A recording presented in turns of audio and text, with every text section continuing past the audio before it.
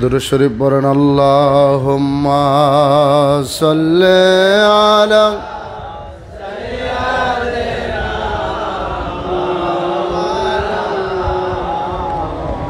व अला आलि सय्यिदिना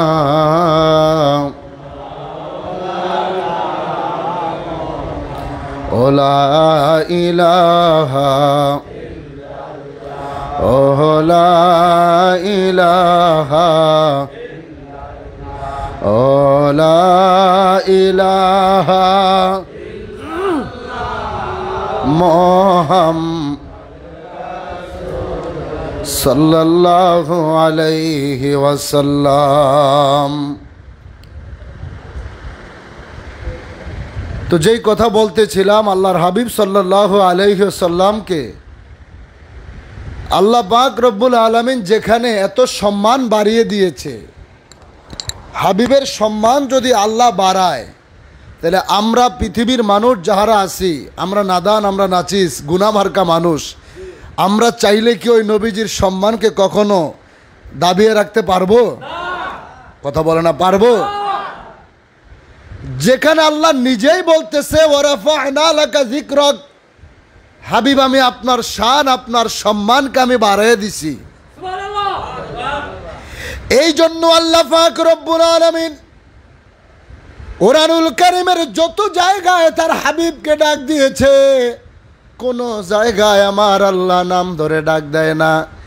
এটা দেখার পরও যারা নবীর সম্মান বোঝে না, নবীর ইজ্জত দ্বারা বোঝে না, এদের মতো বদবক্তা, এদের মতো নাফরমান, এদের মতো কপাল ফোড়া এই পৃথিবীর জমিনে আর কেউ হতে পারে না। কথা বলেন ঠিক কিনা?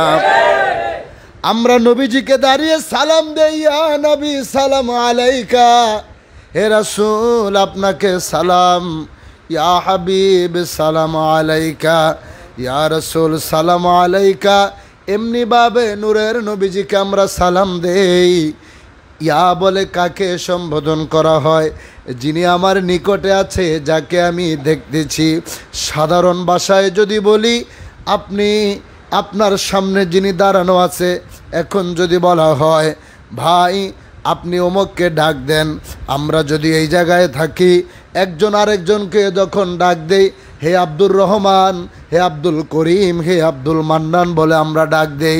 এখন হাবিবে পাককে সালাম দেই, ওগো নবী, মায়ার নবী, যেমনি ভাবে রওজা তোহারে আমার নবীর গোলামেরা, আমার নবীর পাগলগুলো নবীর কদম মোবারকের পাশে দাঁড়ায়া দাঁড়ায়া আমার নূরের নবীজিকে সালাম জানায়। আসসালাতু ওয়াসসালামু আলাইকা ইয়া রাসূলুল্লাহ, আসসালাতু ওয়াসসালামু আলাইকা ইয়া হাবিবাল্লাহ, আসসালাতু ওয়াসসালামু আলাইকা ইয়া শাফিউল মুজনাবিন। এমনি ভাবে সালাম জানায়। আবু বকরের রওজার পাশে দাঁড়ায় সালাম জানায়, রওজার পাশে দাঁড়ায় সালাম জানায়।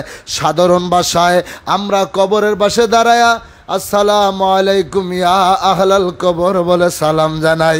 সামনে যিনি থাকে, কাছে যিনি থাকে, তিনাকে ইয়া বলে, হে বলে ডাক দেই। আমার নবী তো আমাদের কাছ থেকে দূরে না, আমার রসুল উম্মতের জানের চাইতে নিকটে। উম্মত সারা জীবন নূরের নবীজিকে সালাম দেয়, ইয়া নবী সালাম আলাইকা। যেখানে আল্লাহ রব্বুল আলামিন কোরআনুল কারিমে জানিয়ে দিলেন, ইয়া আইয়ুহান নাবিয়্যু হাসবুকাল্লাহু ওয়া মান ইত্তাবা'আকা মিনাল মুমিনিন, রাসূল আপনার জন্য এবং মুমিনদের জন্য আমি আল্লাহই যথেষ্ট। চিৎকার মেরে বলেন না সুবহানাল্লাহ, আরো জোরে বলেন আল্লাহু আকবার। নবীজিকে আমার আল্লাহ কোন জায়গায় নাম ধরে ডাক দেয় না, ইয়া মুহাম্মদ বলে আমার আল্লাহ নবীকে ডাক দেয় না। যত জায়গায় ডাক দিলেন ইয়া আইয়ুহার রাসূল, ইয়া আইয়ুহান নবী।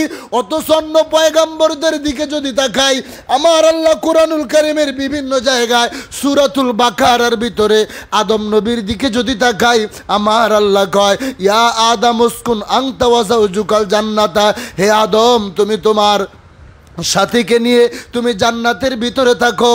আমার আল্লাহ অন্য জায়গায় আল্লাহ তাআলা নূহ আলাইহিস সালাতু ওয়াস সালামকে ডাক দেয়, ইয়া আইয়ুহান নূহ ইহবিত মিন্না, হে নূহ তুমি সত্যকারী যেই দিকেই তাকাও না কেন। ইয়া ইব্রাহিম, হে ইব্রাহিম বলে ডাক দেয়। ইয়া মূসা, হে মূসা বলে আমার আল্লাহ ডাক দেয়। যেই দিকেই তাকাই না কেন, যেখানেই যান না কেন, সমস্ত নবীদেরকে আমার আল্লাহ নাম ধরে ডাক দেয়। ইয়া ঈসা, ঈসা নবীজিকে আমার আল্লাহ নাম ধরে ডাক দেয়। মুসা নবীজিকে নাম ধরে ডাক দেয়। অথচ আমার নবীকে ডাক দেয় ইয়া আইয়ুহাল মুজাম্মিল, হে কম্বলওয়ালা আপনি ঘুম থেকে উঠেন, আপনি উঠেন। কুমিল লাইলা ইল্লা কলিলা, রাতের এক অংশে রাত কুমিল লাইলা ইল্লা কলিলা নিসফাহু আও ইনকুস মিনহু কলিলা আও জিদ আলাইহি ওয়ারাতিলিল কুরআন তারতিলা। আপনি ঘুম থেকে উঠেন, রাতের মধ্যভাগে আমি আল্লাহর কোরআন তারতিলের সহিত তেলাওয়াত করেন। চিৎকার মেরে বলেন না আল্লাহু আকবার। আরো জোরে বলেন ইয়া রাসূলুল্লাহ। এ মুসলমান শুনে রাখো, হাবিবে পাককে আমার আল্লাহ কত ইজ্জত দিলেন, কত সম্মান দিলেন। আমার আল্লাহ রব্বুল আলামিন কুরআনুল কারীমের 30 নম্বর পারায় জানিয়ে দিলেন, লা উকসিমু বিহাদাল বালাদ ওয়া আনতা হিল্লুম বিহাদাল বালাদ। আমার আল্লাহ কয় লা উকসিম, আমি কসম কাটতাম না। বালাদুন মানে শহর, আমি এই মক্কা নগরীর কসম কাটতাম না। আমি কেন কাটছি বন্ধু জানেননি? ও আনতা হিল্লুম বিহাদাল বালাদ, এই মক্কা নগরীতে আপনার জন্ম, এই মক্কা নগরীতে আপনার আগমন। এই জন্য আপনার জন্ম মোবারকের কারণে, মিলাদুন নবীর কারণে এই নগরীর দাম বেড়ে গিয়েছে। এই জন্য আমি আল্লাহ মক্কা নগরীর কসম কাটলাম। জোরে কোন সুবহানাল্লাহ। আরো জোরে কোন না মারহাবা। ওই নবী রাহমাতাল লিল আলামিন, হায়াতুন নবী, জিন্দা নবী, আমার নূরের নবীর সামনে সাহাবাই কেরাম ডাক দিয়ে কই ইয়া রাসূলুল্লাহ, ইয়া হাবিবাল্লাহ, ও মায়ার নবীজি গো, জানতে চাই কিয়ামত কবে হবে। নবীর সাহাবাই কেরাম নবীর কাছে প্রশ্ন করে, ইয়া রাসূলুল্লাহ কিয়ামত কবে হবে? নবী সাথে সাথে উত্তর দেয়, তোমার ধ্বংস হোক। কেন? তুমি কিয়ামতের ব্যাপারে জানতে চাইলা, আমি এবার তোমার কাছে জানতে চাই কিয়ামতের জন্য কি সামানা তুমি তৈরি করছো। যে হাসরের ময়দানে বাবা সন্তান চিনবে না, সন্তান বাবাকে চিনবে না, ভাই ভাইকে পরিচয় দিবে না, আত্মীয় স্বজন কেহই কাহুকে পরিচয় দিবে না। যেই মা 10 মাস তোমাকে গর্ভে ধরেছে, ওই মাও তোমাকে সেদিন চিনবে না। সবাই আ নাফসি বলবে। যেখানে মা বাবা তো দূরের কথা, অন্য পয়গাম্বরগুলো বনি ইসরাঈলদের জমানার যে সমস্ত পয়গাম্বর রয়েছে তারাও পর্যন্ত পেরেশানির ভিতরে থাকবে। ওই দিনের কথা তুমি জানতে চাইলা, আমি তোমার কাছে জানতে চাই কিয়ামত সম্পর্কে তুমি কি পুঁজি, কি সামানা তুমি তৈরি করেছ। সাহাবীটা কে ছিল? আমার নবীজির সাহাবী হযরতে আনাস রাদিয়াল্লাহু তাআলা আনহু, যিনি খাদেমুর রাসূল ছিলেন, যিনি 10টা বছর আমার নবীজির কদম মোবারকে খেদমত করেছে। সাহাবীদের ভিতরে সবচেয়ে কম বয়সে আল্লাহর হাবিব আরবের বাজারে হযরত আনাস রাদিয়াল্লাহু তাআলা আনহুকে পেয়েছিলেন। 10টা বছর নবীজির কদমে আনাস রাদিয়াল্লাহু তাআলা আনহুর বাবা মা তাকে খুঁজে পায় না, হারিয়ে ফেলেছিলেন।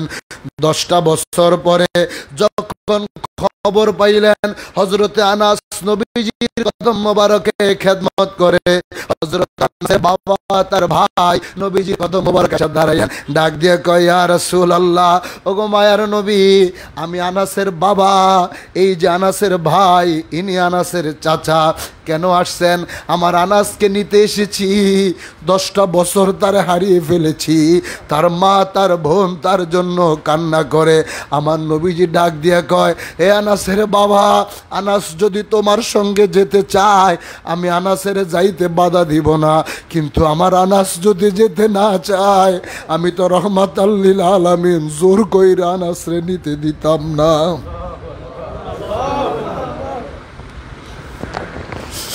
হযরত আনাস আনাস রাদিয়াল্লাহু তাআলা আনহুকে ডাক দেওয়া হলো।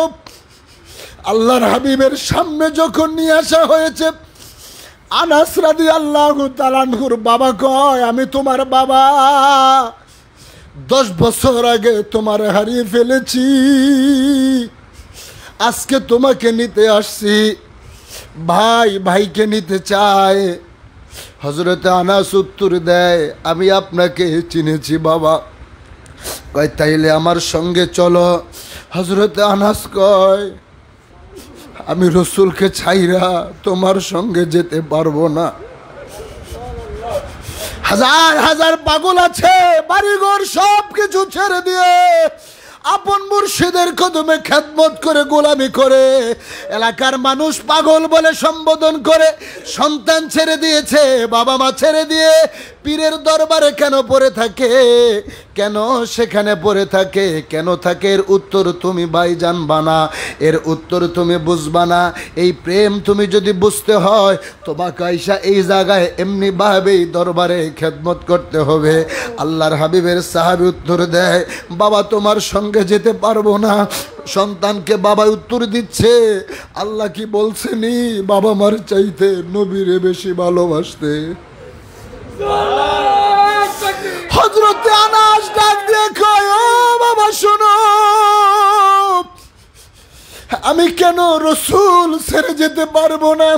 3 বছর তোমাদের কাছে লালন পালন হয়েছি, শিশুবেলায় অপরাধ করলে তুমি ধমক দিয়েছ, মা ধমক দিয়েছে, তুমি কত থাপ্পড় দিয়েছ, শাসন করেছ, অথচ আজকে 10টা বছর নবীজির কদম মোবারকে খেদমত করলাম, কত অপরাধ করলাম, কত দোষ করলাম, একটা বারের জন্য নূরের নবী একটা দিন আমার ধমক দেয় নাই, একটা দিন আমার খাবার বন্ধ করে দেয় নাই। বাবা আল্লাহ কোরআনুল কারিমে জানিয়ে দিয়েছে, বাবা মা সন্তান স্ত্রী পুত্র সবার চাইতে আমি আল্লাহকে এবং আমার রাসূলকে বেশি ভালোবাসতে হইব। চিৎকার মেরে বলেন না ইয়া রাসূল আল্লাহ, আরো জোরে কইতে হইব ইয়া রাসূল আল্লাহ। ওই নূরের নবীর সাহাবী কয়, নবী গো, হাসরের ময়দানের জন্য আমার কোনো কিছুই পুঁজি নাই, আমি কিছুই কামাই করতে পারি নাই, তবে একটা জিনিস আমার আছে গো নবী, আমি আল্লাহ এবং তার রাসূলকে আমি বড় ভালোবাসি। এই কথা শোনার সাথে সাথে আমার নবীজির চেহারা মোবারকটা হাস্যোজ্জ্বল হয়ে গেল, নবীজির নুরানি চেহারা মোবারকটা আরো নুরান্বিত হয়ে গেল। আল্লাহর হাবিব কয়, পাগলা রে, আমার আল্লাহ রে আর আমি নবীরে যদি ভালোবাসতে পারো, এর চাইতে বড় সার্টিফিকেট আর কোনো কিছুই হাসরের ময়দানে দরকার পড়বে না। চিৎকার মেরে বলেন আল্লাহু আকবার।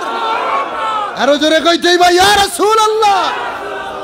এরপরে আরেক হাদিসে নবী উত্তর দেয়, নবী উত্তর দিচ্ছে, আমি রাসূল তোদেরকে জানিয়ে দিলাম, এই দুনিয়ায় জমিনে তুই যাকে ভালোবাসবি, হাসরের ময়দানটা তোর তার সাথেই হবে।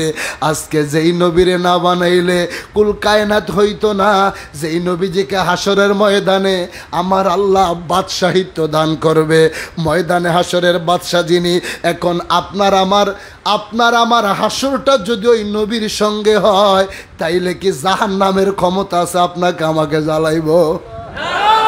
কি কথা বলেন, আসেনি? কোনোভাবেই সম্ভব না। নবী কয়, পাগলা, যদি আল্লাহ এবং রসুলের প্রেম, ওই ভালোবাসা যদি তোর অন্তরে থাকে, তাইলে আর তোর কোনো চিন্তা নাই। জোরে কন্যা সুবহানাল্লাহ। তাহলে তোর আর কোনো চিন্তা নাই। তার কারণ হাসরের ময়দান সাজাবে আল্লাহ। আমি রসুলের জন্য আমার শ্রেষ্ঠত্ব দুনিয়াতে কি দিয়েছে, এই যে কোরআনের কথা বললাম, যাহা কিছুই বললাম, যে আল্লাহ নবীকে কোনোদিনও নাম ধরে ডাক দেয় নাই, নবীর শান, নবীর জিকিরকে আমার আল্লাহ সর্ব জায়গায় আল্লাহ তাআলা যোগ করে দিয়েছে। আল্লাহর নাম মোবারক যেখানে, হাবিবের নাম মোবারক সেখানে, এই সম্মান, এই মর্যাদা হাসরের ময়দানের তুলনায় কিছুই না। যেদিন ময়দানে হাসর যেদিন কায়েম হবে, সেদিনকার জন্য আমার নবীর জন্য আল্লাহ তাআলা রিজার্ভ রাখছে মাকাম মাহমুদা। জোরে কন্যা সুবহানাল্লাহ। মাকাম মাহমুদা সেখানে আমার নবীর জন্য আল্লাহ বরাদ্দ করছে, যেখানে 1 লক্ষ মতান্তরে 2,24,000 পয়গাম্বর, তারা সবাই ইয়া নাফসি বলতে থাকবে। আদম বাবা নিজেই তার কাছে যখন আপনি আমি দৌড়ে যাব, আপনি তো আমাদের আদি পিতা, আপনি আমাদের কাছকে বাঁচান, বলবে লাস্তুলাহা, এই কাজের উপযুক্ত আমি না, আমি আল্লাহর একটা হুকুমকে অমান্য করে ফেলেছিলাম, আমি জানি না আজকে সেটার হিসাব আমি কেমনে দেব। ইব্রাহিম খলিলুল্লাহ তিনার কাছে দৌড়িয়ে যাবেন, আপনি তো আমাদের জাতির পিতা, আপনি আমাদেরকে বাঁচান। ইব্রাহিম বাবা বলবে আমি কুরবানি দিতে গিয়ে আমি তো প্রথম বুঝতে পারি নাই। এমনিভাবে ইয়াকুব, ঈসা, নূহ, দাউদ, ইব্রাহিম, ইদ্রিস, আইয়ুব, সুলাইমান সমস্ত পয়গাম্বরদের কাছে যাইতে যাইতে সবাই বলবে লাস্তুলাহা, আমি এই কাজের উপযুক্ত না। একমাত্র আমার রসুল সেদিন বলবে আনালাহা, আমি তো বসে আছি তোদেরকে তরাইবার জন্য। আল্লাহু আকবার, জোরে কন্যা। আপনি মৌলা কা প্যারা হামারা নবী, আপনি মৌলা কা প্যারা হামারা নবী, दोनों आलम का दुल्हा हमारा नबी, सबसे आओ लाओ आला हमारा नबी, सबसे बालाओ आला हमारा नबी। চিৎকার মেরে কোন ইয়া রাসূলুল্লাহ। আপনি জগতের দুলহান, আখিরাতে আপনি দুলহান। সেদিন মাকাম মাহমুদা সাজাবে, আমার রসুলের জন্য সেটা বরাদ্দ থাকবে। আল্লাহর সিংহাসনের পাশে নবীজির জন্য যেই মাকাম মাহমুদা, যেই চেয়ার মোবারক, নবীজিকে আল্লাহ বসতে বলবে, রসুল সেখানে বসবে না। সবাই যেখানে পেরেশানিতে, আমার রসুল সেখানে চেয়ার মোবারকে বসবে না। নবী বলবে আমি যদি বসি তাইলে আমার উম্মতকে আজকে কে তরাবে।